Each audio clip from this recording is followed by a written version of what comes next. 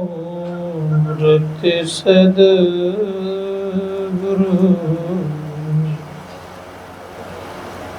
नीलवै सर्वभार मंगलमय मंगल करम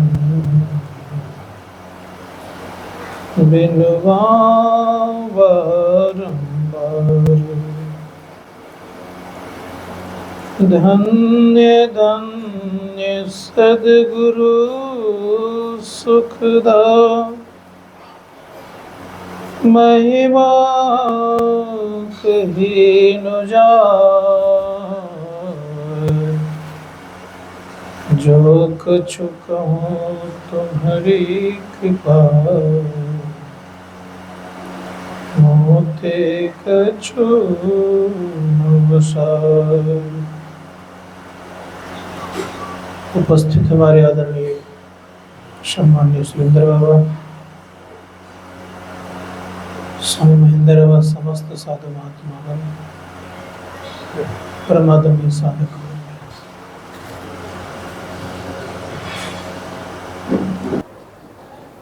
महापनिषद के ऋषि कहते हैं, मोक्ष द्वारे द्वारपालास्य चत्वारः परिकीर्तिता समो विचार संतोषस चतुर्थ साधु संगम। मोक्ष के द्वार पर चार द्वारपाल रहते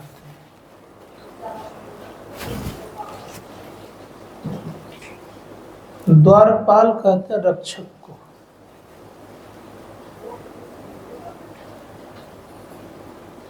किसकी रक्षा कर रहे हैं वे?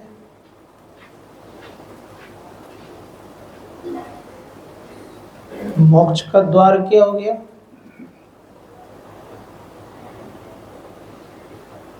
और उस पर कौन कौन द्वारपाल हैं, ये जानना होगा। संत महात्मा गण कहते हैं,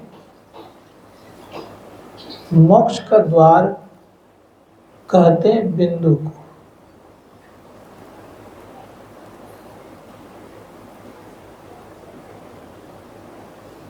वहां पर कितने हैं पहरेदार? कहा मोक्ष के द्वार पर चार द्वारपाल हैं। ये नहीं समझेगा भगवान विष्णु के लोक में चार द्वारपाल हैं।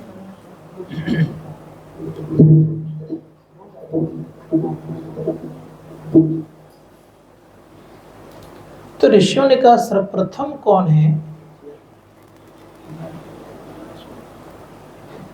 तो कहा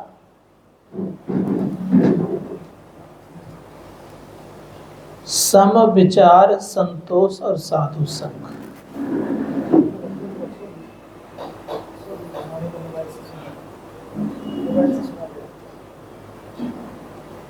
साधु का संग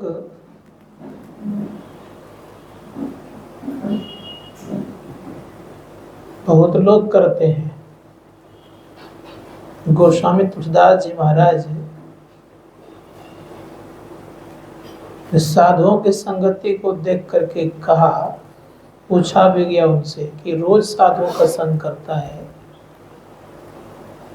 फिर भी रंग नहीं लगता है, बात क्या है? तुलसीदास जी महाराज कहते हैं, नित्य प्रति दर्शन साधुन के और साधुन के संग। तुलसीदास जी महाराज से पूछ रहे हैं, तुलसी काहे वियोगते नहीं लगा हरि रंग? का प्रत्येक दिन साधुओं का संग कर रहे हैं, दर्शन भी कर रहे हैं, किस कारण से, किस वियोग से रंग नहीं लग रहा है हरि का? तुलसीदास जी महाराज उत्तर देते हैं,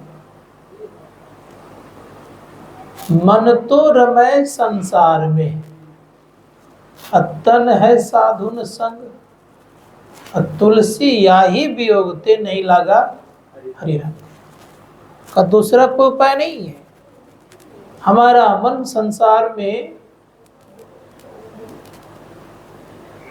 लगा रहता है, संसार में लुभायमान चीज इतना है कि मन लुभ जाता है, इतना लुभ जाता है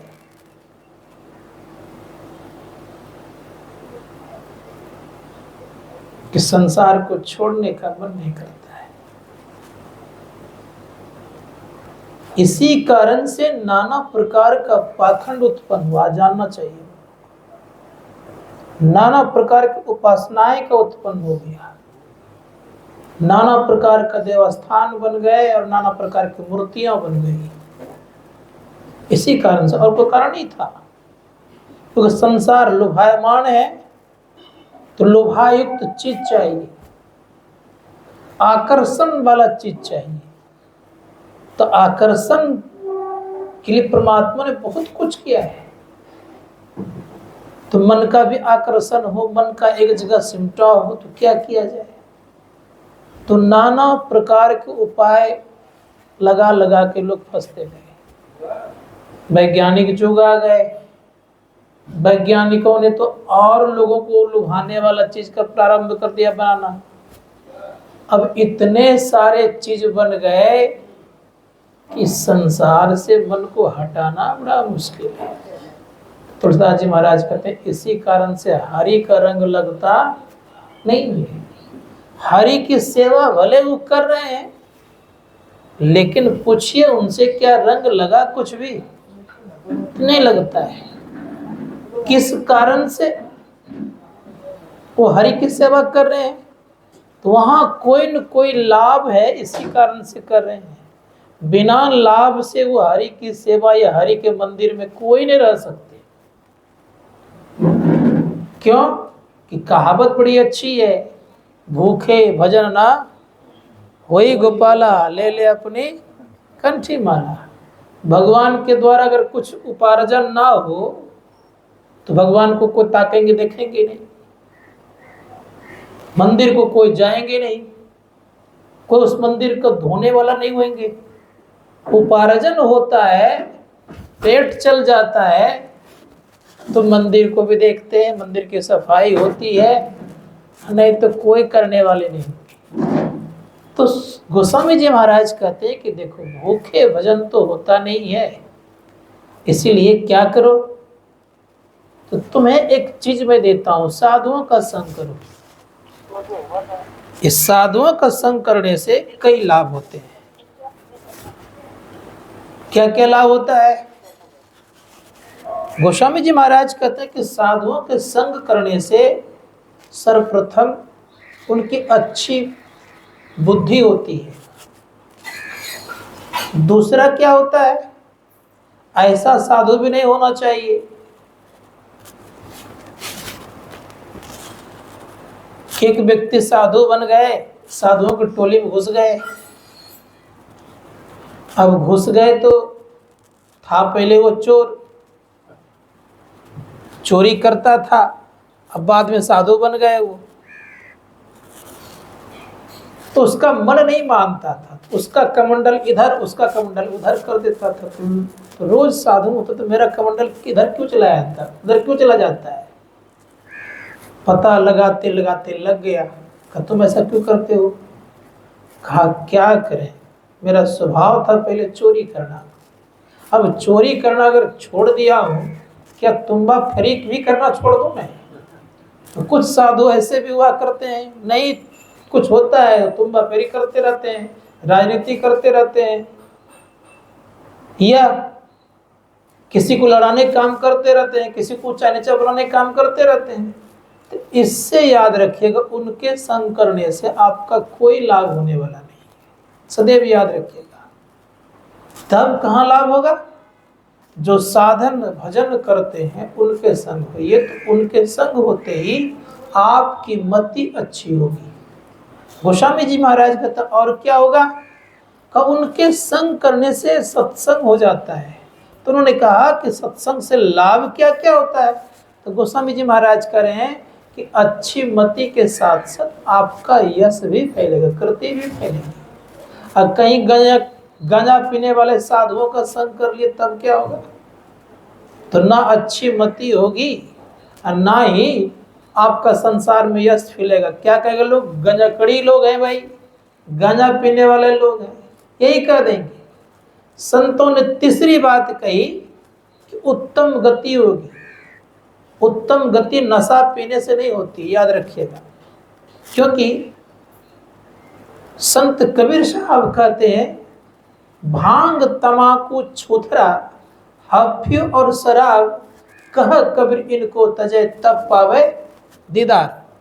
अगर कोई इसका सेवन करते रहे, भांग तमाकू छुथरा हफ्यू और शराब का, और वो व्यक्ति कहे कि मुझे परमात्मा का दीदार झलक रहा है, तो समझिए वो लोगों को, दुनिया के लोगों को झूठा संदेश दे रहा है और कह रहा है कि ये गलत काम करें। भगवान बुद्ध ने कहा है, भगवान बुद्ध ने कहा, अगर कोई व्यक्ति आपको पहाड़ की ऊंचाई से गिरा दे, समझना कि ऊंची हमारी परीक्षा हो रही है, चोटी की परीक्षा हो रही है।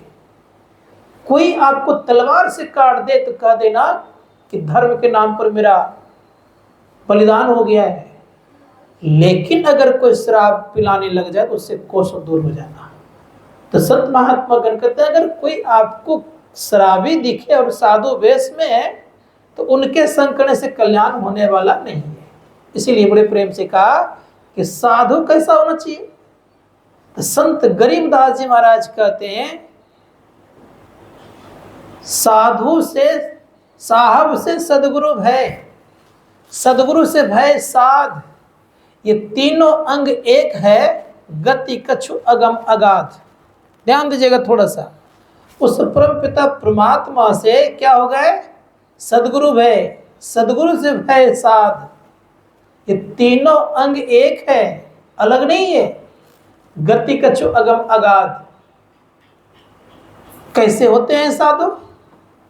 साधु से यहां पर तात्पर्य लिया गया है संत को। संत दयाल जी महाराज कहते हैं, दादू जाने नहीं कोई, संतन की गति गोई।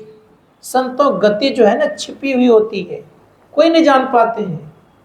दादू जाने नहीं कोई, संतन की गति गोई। संतन की गति गोई, ऐसी गति उनकी है कि कोई नहीं जान सकते हैं। तो कहा, अंड न पिंड ब्रह्मांड न खंडा, सूरत सिंध समोई, दादू जाने नहीं कोई। वो अंड में पिंड भी है, याद रखिए, अंड पिंड से परे है, याद रखिए। कौन? वो परमपिता परमात्मा। और उनका सूरत कहाँ रहता है? सिंध। सूरत सिंधु समोई, सूरत का जहाँ सिंधु है, चेतन का सिंधु कहाँ है? चेतन का सिंधु होता है कैवल्य मंडल, याद रखिएगा। का वहां वो समाये हुए रहते हैं। इसीलिए का अंड न पिंड ब्रह्मांड न खंडा, सूरत सिंध समोई, दादू जाने नहीं कोई। जिनकी वृत्ति ऐसी हो जाती है, ऋषि मुनिगण कहते हैं कि इन साधुओं का संग करेंगे तो क्या होगा? का लाभ ही लाभ है। क्या मिलेगा? का उत्तम गति के बाद उनको संसार में रहने का ढंग भी अच्छा हो जाता है, ऐश्वर्यशाली और संपत्तिवान हुआ करता है। इसीलिए आप देखे होंगे जो अच्छे साधक हैं वे हर तरह से ठीक ठाक हैं, साधना करते हैं तो उनको सुविधाएं भी मिलती है। यहाँ तक नहीं भी कुछ ले तब भी वो आनंद में रहते हैं। कभी कभी मैं एक प्रसंग सुनाया करता हूँ। एक महात्मा जी झोपड़ी बनाकर रहते थे वृक्ष के नीचे, और उसी होकर रास्ता था, आना जाने हम लोग करते थे। एक सेठ जी उसी होकर के बराबर जाया करते थे। अब सेठ जी बराबर जाना आना करे, और सेठ जी लक्ष्मी माँ के पुजारी थे, लक्ष्मी की माँ की पूजा करते थे। पूजा करते करते माँ लक्ष्मी प्रसन्न हो गई। अब माँ लक्ष्मी जब प्रसन्न हो गई तो कहा कि पुत्र तुम पर मैं प्रसन्न हो, कुछ मांग लो। सेठ को 3-4 को बेटा था, उनकी बहुएं थी। गए उनके पास। अब जब गए तो कहा कि माँ अपने बेटा से पूछ करके आता हूँ, तब फिर मांग लूंगा जो जो कहेंगे। बेटा ने संसार के पदार्थों को मांग लिया। किसी ने कहा सोना मांग लीजिए, किसी ने कहा हीरा मांग लीजिए, किसी ने कहा चांदी मांग लीजिए, किसी ने कहा धन घर बनवा लीजिए। यही सब मांग लिया। जाने वक्त इधर से जा रहा था घर, तो उस महात्मा जी ने कहा कि सेठ जी, मां लक्ष्मी से मेरे ऐसा मांग लेना। सेठ जी सोचते हैं कि इसके पास तो कुछ है नहीं, ये तो अपने कंगाल है, ये क्या दे सकता है मुझे, इसके तरफ बन के मैं करूंगा क्या। जब उधर से घर की तरफ से लौटने लगे, दुकान की तरफ जाने लग गए, तो मन में विचार आने लग गया कि सेठ जी के मन में आया कि महात्मा जी ने कहा था कि मेरे जैसा मांग लेना, तो इनके पास क्या है। तो जैसे कहा क्या है, मन में आने लगा उद्वेग का, क्यों ना परीक्षा ले लिया जाए। महात्मा जी के पास पहुंच गए। कहा महात्मा जी, आपने कहा कि मेरे जैसा मांग लेना, आप तो खुद एक कंगाल हैं, मुझे भी कंगाल बनाना चाहते हैं। कुछ तो आपके पास नहीं है, ना घर है, ना खाने का अन्न है, ना और कुछ है। महात्मा जी कहते हैं कि मेरे पास कुछ नहीं है। कहा कुछ तो नहीं है। कहा बैठ तो मेरे पास। बैठा, माथा पे हाथ दिया, अंतर्वृत्ति हो गई। अब वो उसको फिर उठाया। कहा महाराज, मुझे वहीं क्यों न रहने दी, यहाँ क्यों फिर उठा दिया। कहा अभी तुम कह रहा था मेरे पास कुछ नहीं है, अब क्या बात है। कहा महाराज, अब मैं मांग करूंगा तो आपके तरह करूंगा। गया वहां मां लक्ष्मी का आह्वान किया। मां लक्ष्मी आ गई। कहा बेटा बोलो क्या चाहिए। कहा वो जो एक वृक्ष के नजदीक में महात्मा जी बैठे हुए हैं झोपड़ी बना करके, उसके तरफ मुझे बना दीजिए। मां लक्ष्मी कहती मुझ में तो ताकत नहीं है, भगवान विष्णु को बुलाती हूँ। भगवान विष्णु को बुलाए। कहा नाथ, मैं इस पर प्रसन्न हो गई हूँ, आप कृपा कर दें, इस सेठ की इच्छाओं की पूर्ति कर दें। ये सेठ कहते उस महात्मा जी की तरफ बनने के लिए। भगवान विष्णु ने आके कहा कि हे देवी, अगर इनको बनना है उस महात्मा जी की तरह, इस सेठ जी को कह दीजिए कि उस महात्मा जी के पास जाए, मुझ में वो ताकत नहीं। संत महात्मा गण कहते हैं कि सेठ जी को महात्मा जी के तरह बनाने के लिए भगवान विष्णु भी तैयार नहीं हुए। कारण कि जो धन महात्माओं के पास होता है वो भगवान के पास भी नहीं होता है। इसीलिए संत महात्मा गण कहते हैं संत के पीछे पीछे महात्मा लोग के पीछे पीछे संत के लोग पीछे पीछे भगवान चलते हैं। इसलिए संत कबीर साहब ने बड़ा सुंदर कहा, कबीर मन निर्मल भया जैसे गंगा नीर, अब पाछे पाछे हरि फिरे कहत कबीर कबीर। इसलिए ऐसी स्थिति हुई। तो मैं कह रहा था कि जब रंग लग जाएगा तब फिर संसार के वस्तुएं आपको फीके लगेंगे। तो विचार करना होगा यह कि साधुओं का संग परम आवश्यक है। साधुओं के संग से क्या होता है।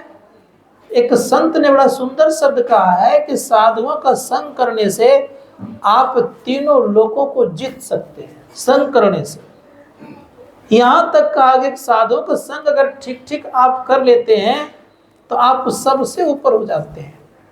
आप होते कैसे हैं, तो बड़ा सुंदर शब्द कहा गया है कि सबको पार कराने का युक्ति देने वाला साधु संत ही हुआ करते हैं और कोई नहीं होते हैं।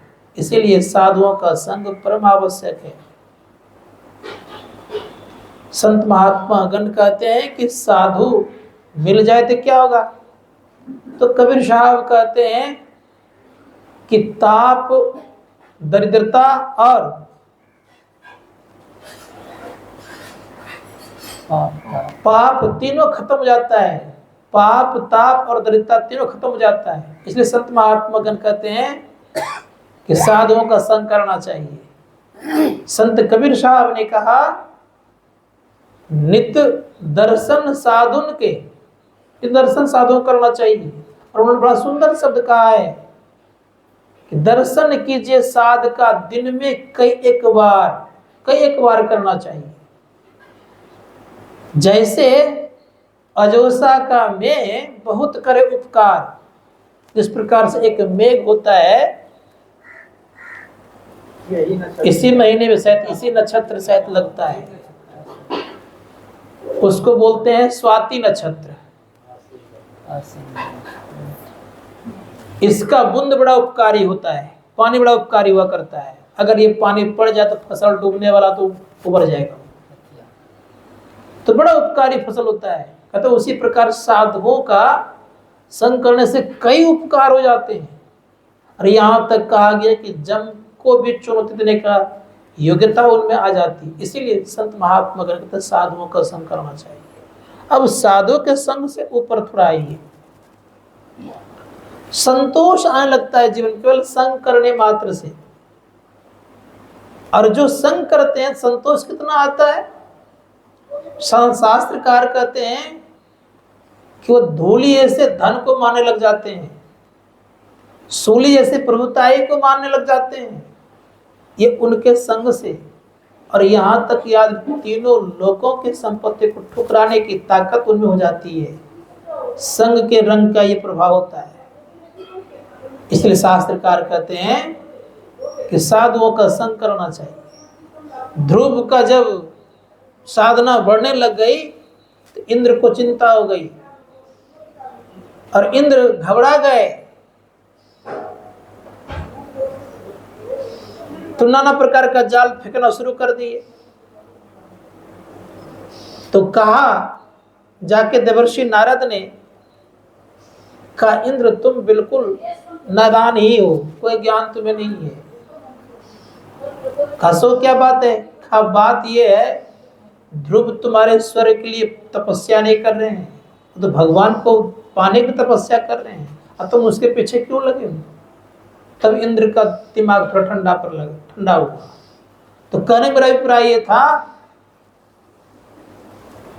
कि जो भगवान को याद करने के लिए लग जाते हैं तो उसको संसार की सुख सुविधाएं की कोई दिक्कत नहीं होती, दिक्कत होती है। और साथ ही साथ ये भी याद रखिएगा कि कभी भी हम लोगों को संसार की सुविधा से वंचित परमात्मा नहीं कर सकते। भगवान बुद्ध के समय की बात बताता हूं आपको। षड्यंत्र रचा गया उनके भाई देवदत्त ने। एक नारी का वध करके कुटिया के बगल में छिपा दिए, गाड़ दिए। बहुत कुत्ता लग रहा था तो आनंद कहता है कि गुरुदेव, ये भंते भी कभी भंते कहते थे, गुरुदेव तो कभी कभी मुंह से निकलता था उनके मुख से। तो कहते कि भंते, पशु पक्षी और कुत्ता इत्यादि बहुत शोर मचा रहे, क्या आपको विघ्न बाधा नहीं होता है साधना करने में? तो उन्होंने बड़ी अच्छी बात कही, जब साधना करने में शोर से अगर विघ्न बाधा हो, समझना कि वो साधना उनकी नहीं हो रही है। साधक शोर शराबा से ऊपर हुआ करता है। इसलिए साधना जो है कहीं भी कर सकते हो। तो भगवान बुद्ध कहते लगता आसपास में कुछ न कुछ है, देखो तो क्या है।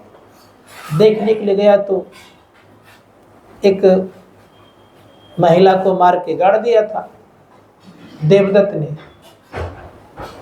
निकाल के लाया, देखा सिपाही आ गया। अब देवदत्त ने क्या किया, एक गुप्तचर को बुला, कहा कि पूरे गांव में, पूरे समाज में खूब प्रचार कर दो ताकि इन लोगों को भिक्षा ना दे। उन्हीं का भाई है, बचपन से उसके पीछे षड्यंत्र करते रहा और अब भी वही कर रहा है। परिणाम ये हुआ, समाचार फैल गया आग की तरह।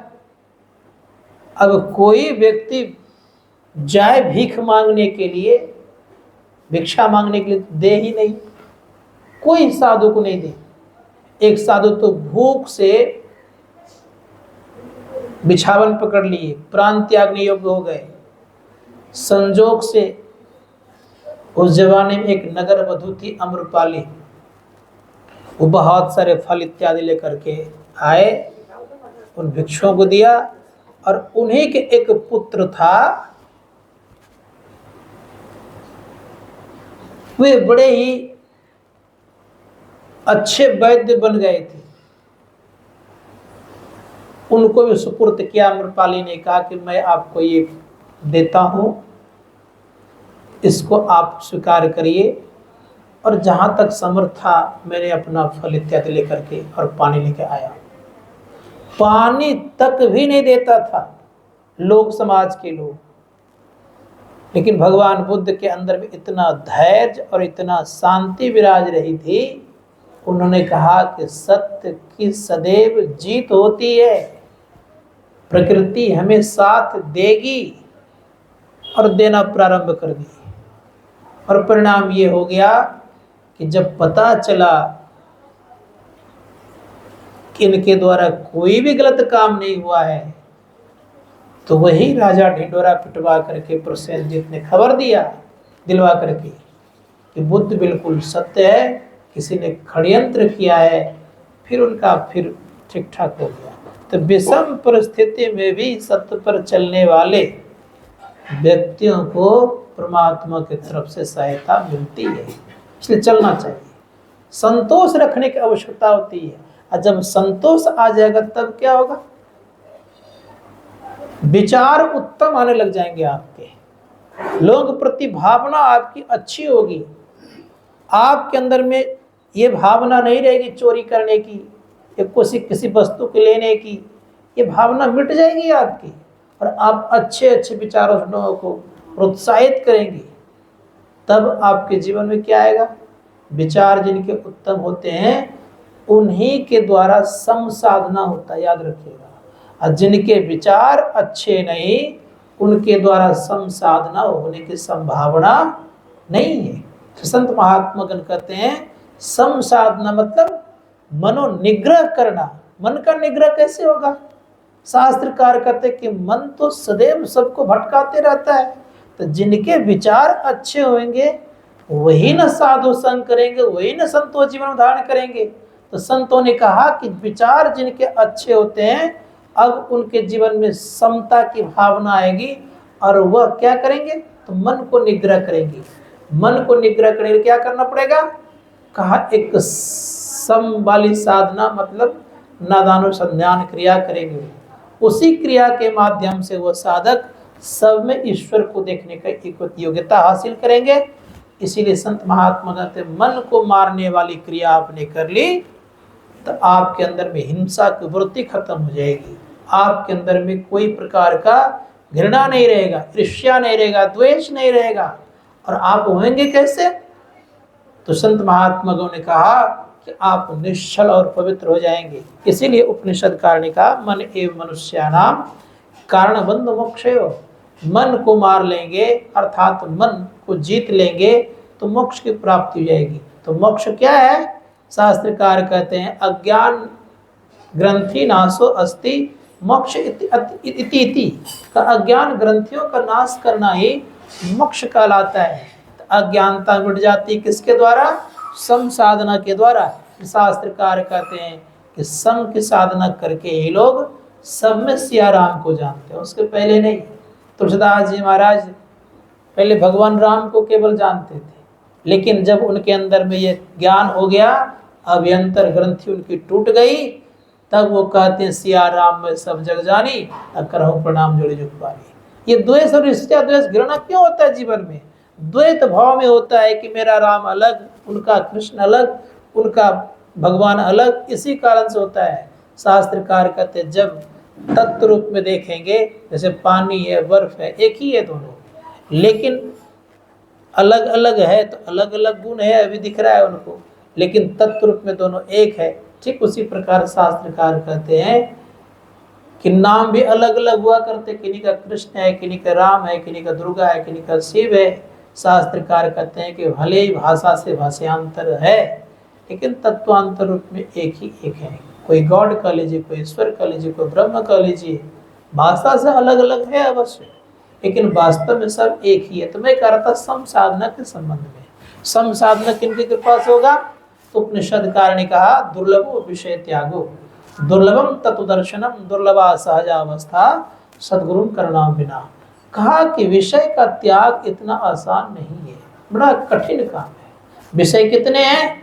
ऋषि मुनियों ने कहा कि विषय 5 होते हैं, रूप, रस, गंध, स्पर्श और शब्द। इनके अनुसार चलता है तो क्या होता है? तो गोस्वामी जी महाराज से पूछे कि इनके अनुसार चलने से क्या होता है? तो गोस्वामी जी महाराज कहते 5 ही 5 परस रस गंध शब्द और रूप, इनकर कहा न कीजिए बहुरी पड़ब भव को। संसार में अगर डूबना है तो इनके अनुसार चलिए, संसार में नहीं डूबना है तो इनके अनुसार मत चलिए। तो शास्त्रकार कहते इन्हीं के चलते लोग परेशान रहते हैं। किनको ने रूप अच्छा लगता है, रूप रस, रस किनको अच्छा नहीं लगता है, गंध किनको अच्छा नहीं लगता है। संत महात्मा गण कहते हैं रूप रस गंध स्पर्श, स्पर्श सुख किन्हें पसंद नहीं है, सबको है। एक विषय मात्र में हाथी में स्पर्श सुख है तो वो प्राण त्याग देता है। जैसा ऐसा सर्कस वाला करता है वैसा करता है। कारण क्या हो गया, हाथियों का झुंड जब जंगल में रहता है तो हाथी बजाने वाला क्या करता है, एक कागज का हथनी बना देता है, कुट लगा देता है बड़े प्रेम से और रास्ते पर रख देता है। हाथी देखता है, आकर्षण होता है, उससे रगड़ा लेने के लिए आ जाता है। तो गड्ढा तो नीचे में है ही, ऊपर से केवल काठ का कुट लगाया हुआ, हाथी का लगाया हुआ है। जैसे उसमें उतरता है 2-4 गो हाथी गिर जाता, पड़ा रहता है कई दिन तक। कमजोर जब पड़ जाता है उठाकर सर्कस ले आता है, जैसा ऐसा कहता है, सिखाता है, करता है। तो संत महात्मा एक विषय है तो ये हाल है। हम लोगों के पास 5 विषय है, रूप भी है, रस भी है, गंध भी है, स्पर्श भी है, शब्द भी है। संत महात्मा गण कहते जिनको एक है तो उनका ये हाल है, और जिनको 5 लोगों की क्या हालत होगी। संत महात्मा गण ने कहा इनके अनुसार चलोगे तो भवकूप से आप बाहर नहीं निकल सकते। इसलिए संत महात्मा गण विषय 5 है तो त्याग करना बड़ा दुर्लभ है। सभी लोकों में विषय सुख ही है। इंद्र लोग जाएंगे वहां विषय सुख को प्राप्त करेंगे, ब्रह्म लोग जाएंगे वहां विषय सुख प्राप्त करेंगे। कोई लोक ऐसा नहीं कि जहाँ के विषय सुख नहीं है। शास्त्रकार का तब कहाँ है का जहाँ निर्विषय है। निर्विषय कहाँ है का निर्विषय केवल परमपिता परमात्मा के अलावा और कहीं नहीं है, सब जगह विषय ही विषय। इसलिए शास्त्रकार कहते हैं इन विषयों से अपने आप को ऊपर उठाइए तब आपका परम कल्याण हुआ। निज की प्राप्ति में विषय नहीं, याद रखिएगा। अपने आप को जानने में विषय नहीं है। जो अपने आप को जान जाता है वहाँ कोई विषय रहता ही नहीं है। इस संत महात्मा गण कहते हैं स्वयं को जानने का प्रयास कीजिए। और स्वयं को जानने के लिए क्या करना पड़ेगा, तो कहा सदगुरु कृपा चाहिए। इसलिए कहा दुर्लभो विषय त्यागो, दुर्लभम तत्व दर्शनम, दुर्लभा सहजा अवस्था, सदगुरु करना बिना सहजा अवस्था, विषय त्याग और तत्व दर्शन, ये तीनों दुर्लभ है। यद्यपि शास्त्रकार कहते हैं कि तीनों दुर्लभ है, लेकिन गुरु कृपा हो जाए तो आसानी से मिल जाएगा। जैसे संत नाभादास जी महाराज का नाम सुने होंगे और गोस्वामी तुलसी जी महाराज। संत नाभादास जी महाराज जाति के डोम थे।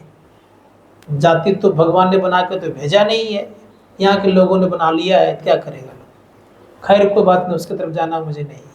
परिणाम ये हुआ कि नाभादास जी उस जमाने में थे जिस समय की बहुत जातिवाद और फैली हुई थी। उनके मन में एक बार भंडारा करने की इच्छा हो गई। अब भंडारा करने की इच्छा हो गई तो क्या करते हुए सब महात्माओं को निमंत्रण देने के लिए गए। तो गोस्वामी तुलसी जी महाराज को भी देने के लिए गए। तो गोस्वामी तुलसी जी महाराज गुफा में प्रवेश किए हुए थे। उनके शिष्यों से कहा कहिए कि नाभादास जी आए हुए हैं, से आपसे मुलाकात चाहते हैं।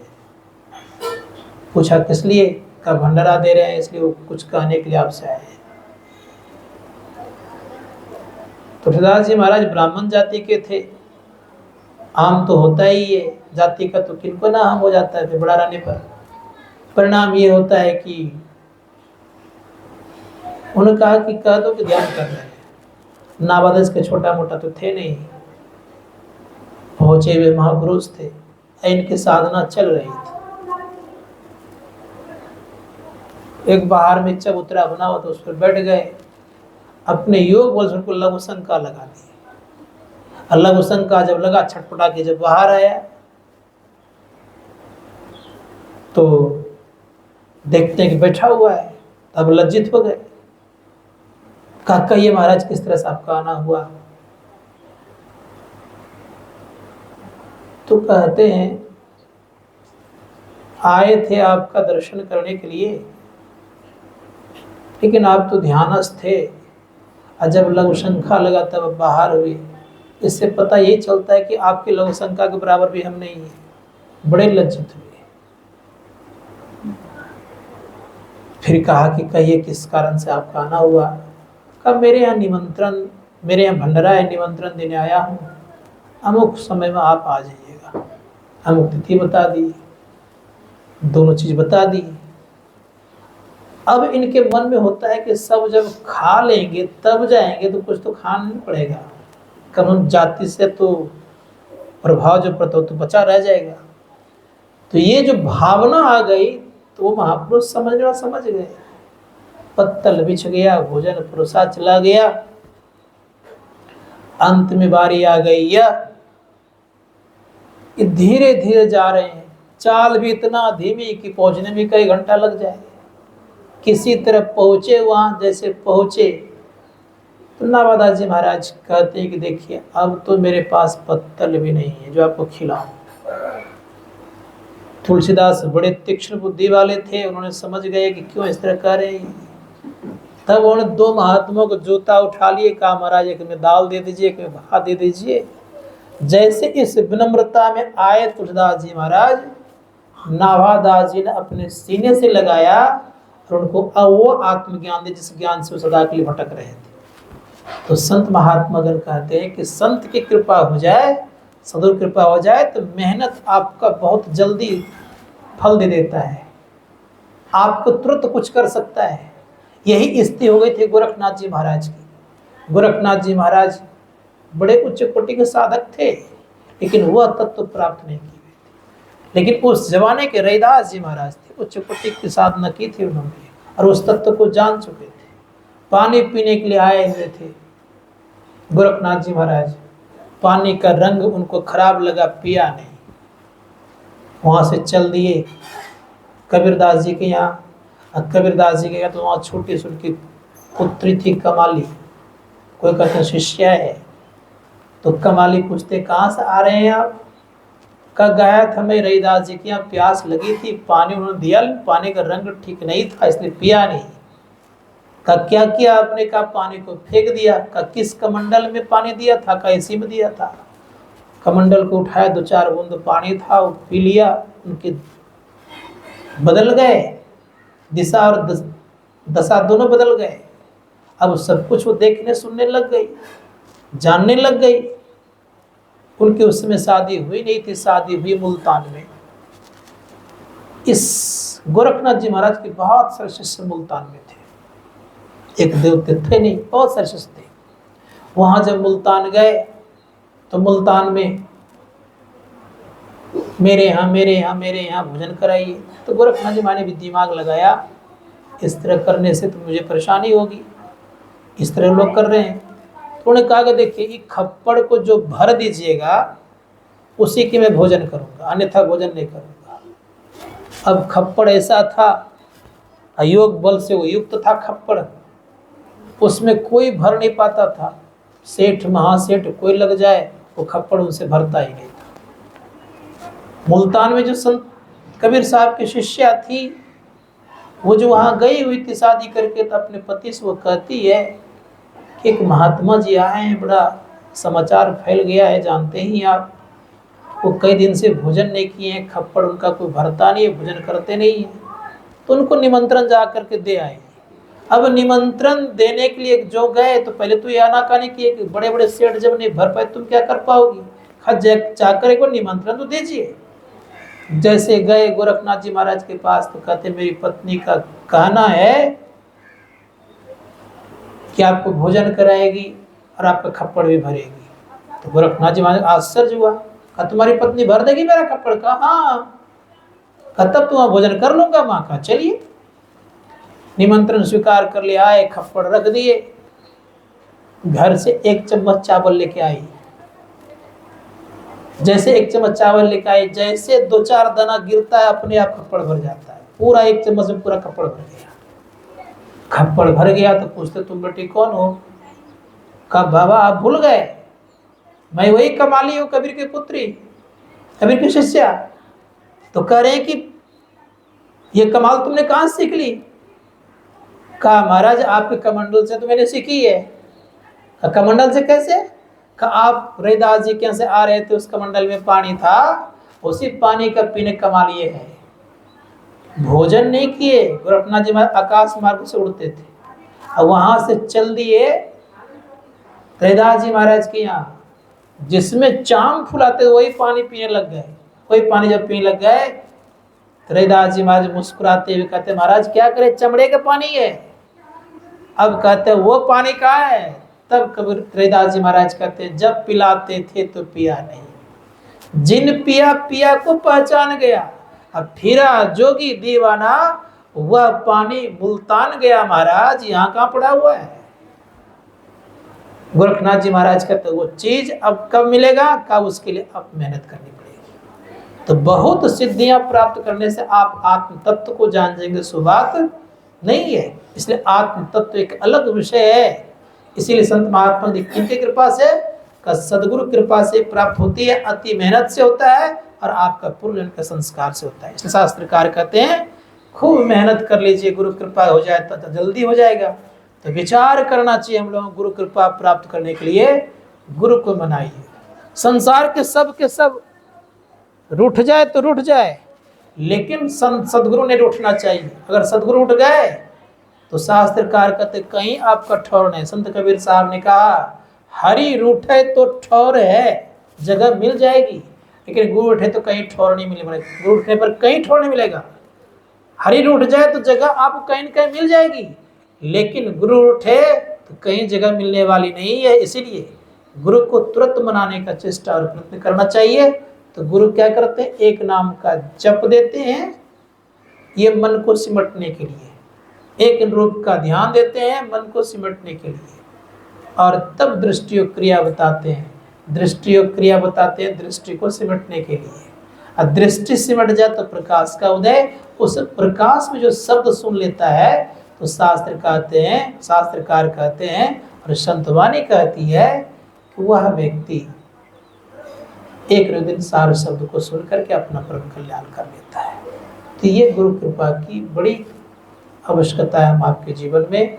इसीलिए गुरु की आज्ञा के अनुसार चलने का प्रयास प्रयत्न करते रहेंगे तो यह लोक और परलोक दोनों सुख में होगा।